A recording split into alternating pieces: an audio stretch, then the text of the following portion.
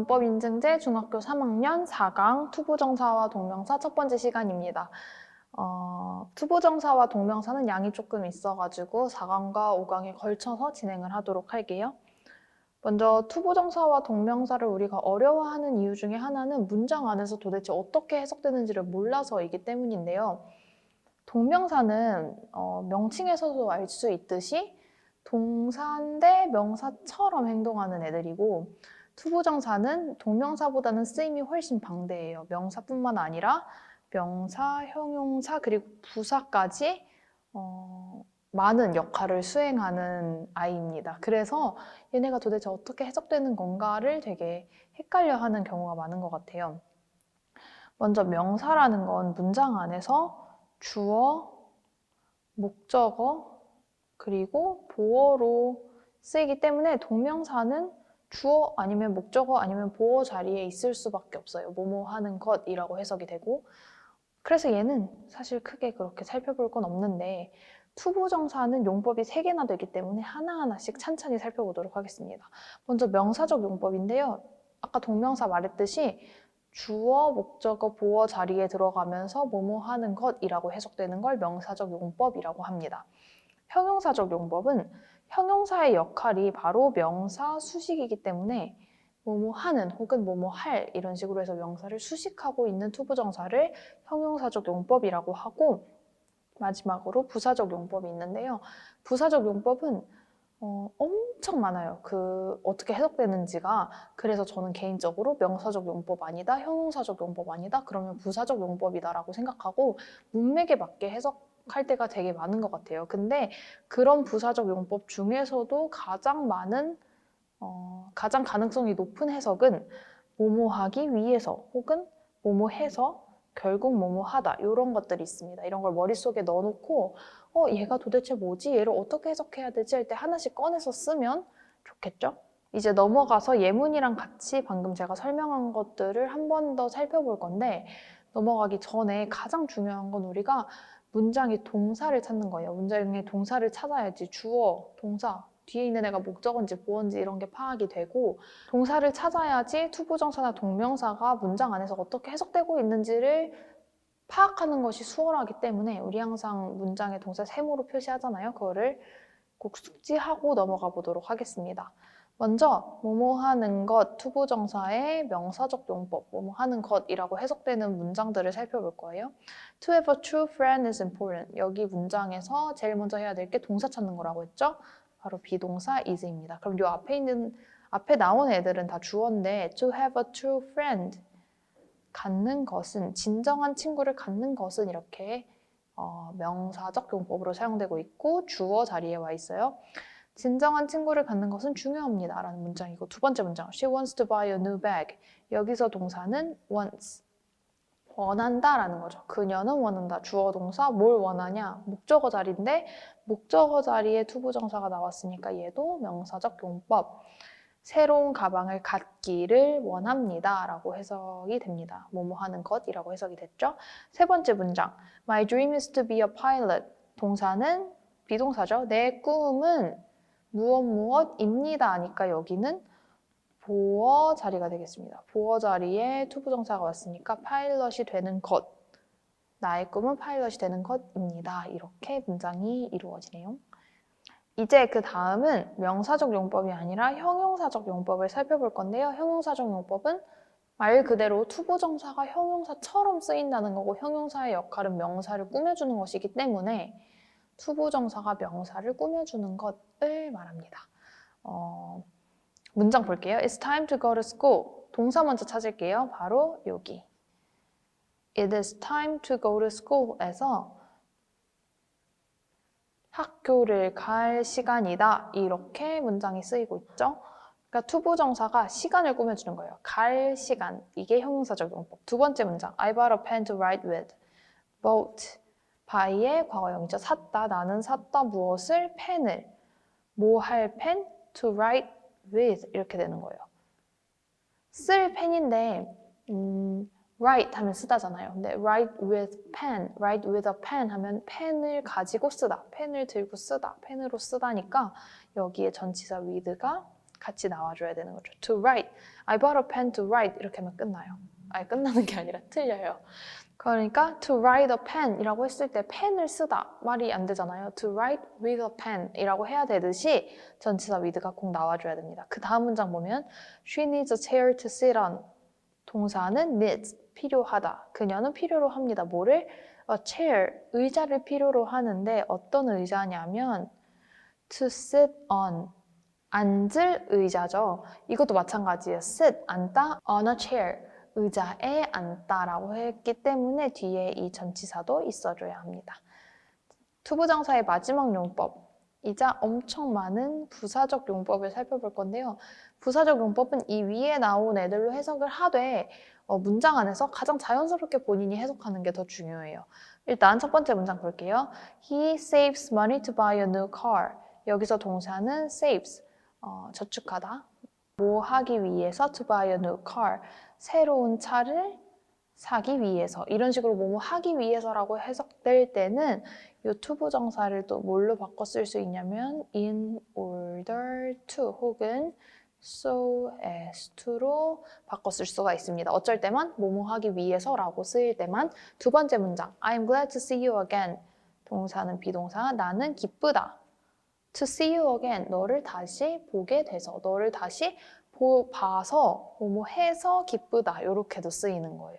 그러니까 해석이 이 틀에 맞게 부사적 용법 같은 경우에는 틀에 맞게 하기보다는 문장에서 잘 어울리게 하면 되고 다만 이게 부사적 용법이다 라고 확신할 수 있는 건 명사적 용법 아니고 형용사적 용법 아닐 때 부사적 용법이면서 해석은 조금 더 자유롭게 할 수 있다라는 거를 염두에 두셨으면 좋겠습니다. 세 번째 문장은 He must be smart to act like that.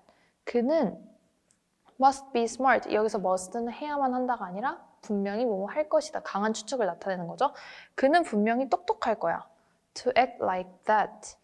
그렇게 행동하기 위해서 행동해서 결국 행동해서 다 뭔가 이상하잖아요. 그냥 그럴 때는 그렇게 행동하는 걸 보아하니 그는 똑똑할 거야. 그렇게 행동하는 걸 보니 그는 똑똑할 거야. 이렇게 좀 자유롭게 해석을 할 수가 있는 게 부사적 용법입니다.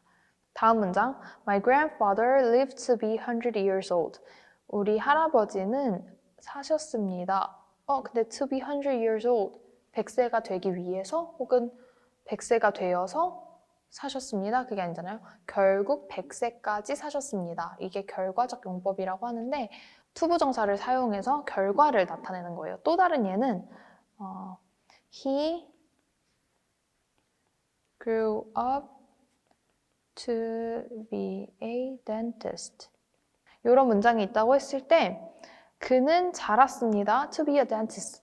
치과 의사가 되기 위해서 자랐습니다. 그게 아니라 그는 자라서 치과 의사가 되었습니다. 이렇게 결과를 나타내는 거죠. 마찬가지로 할아버지가 사셨는데 100세까지 사셨습니다. 그냥 이렇게 해석이 된다고 생각을 해주시면 됩니다.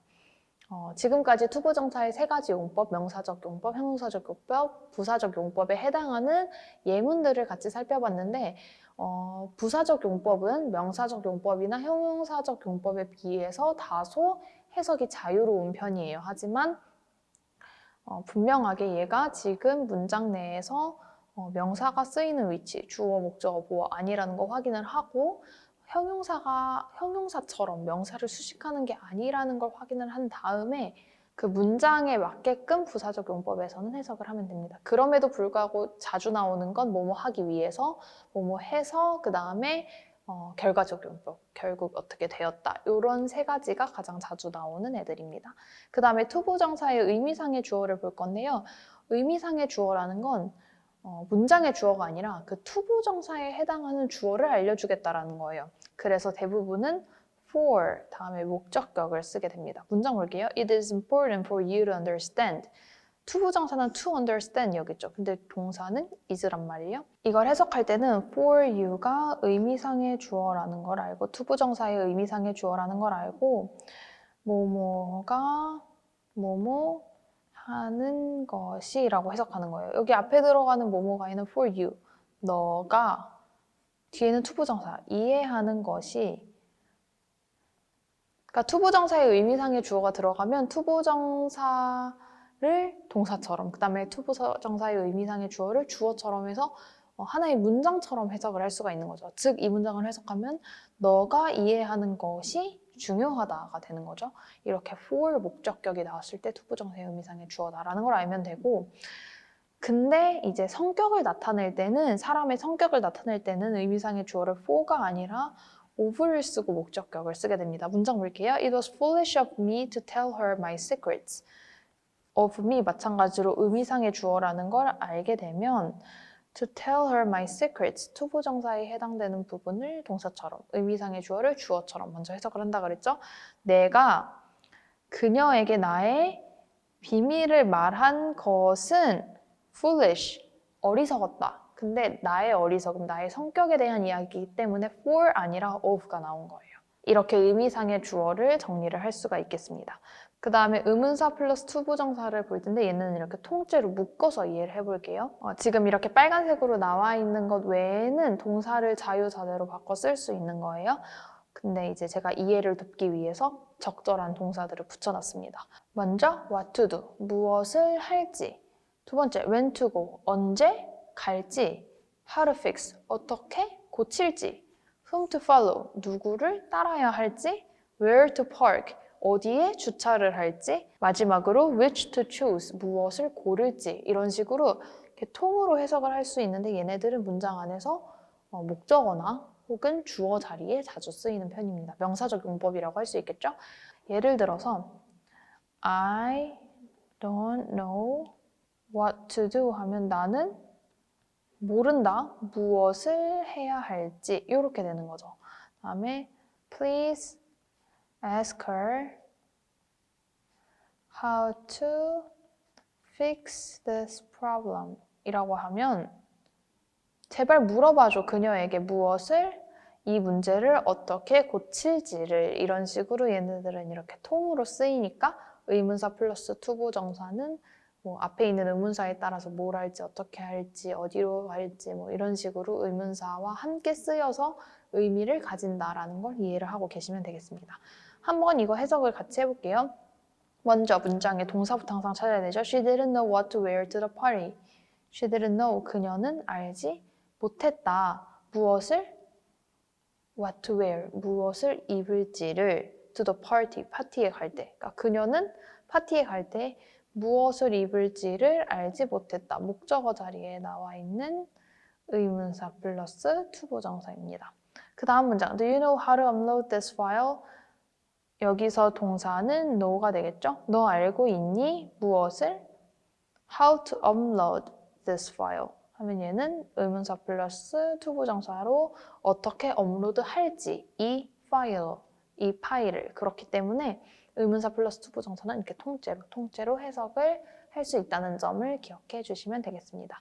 오늘 처음에 투부정사와 동명사 얘기를 했고, 동명사는 명사처럼 쓰인다. 투부정사는 명사처럼도 쓰이고 형용사처럼도 쓰이고 부사처럼도 쓰인다. 그 다음에 명사처럼 쓰일 때는 명사 자리인 주어, 목적어, 보어 자리에 들어가고, 형용사처럼 쓰일 때는 명사를 수식하고 그 외에는 거의 다 부사적 용법인데, 부사처럼 쓰일 때 가장 흔한 해석은 뭐뭐 하기 위해서 혹은 뭐뭐 해서, 또는 결과적 용법인 결국에 어떻게 되었다, 결국에 뭐뭐를 했다, 이런 식의 해석이 가장 보편적이다, 이렇게 얘기를 했습니다. 그 다음에 투부정사의 의미상의 주어 for 혹은 of는 성격을 나타낼 때 이렇게 쓴다라고 얘기를 했고, 해석은 의미상의 주어랑 투부정사를 주어 동사처럼 해석을 하면 된다고 했고, 마지막에 의문사 플러스 투부정사를 살펴봤습니다.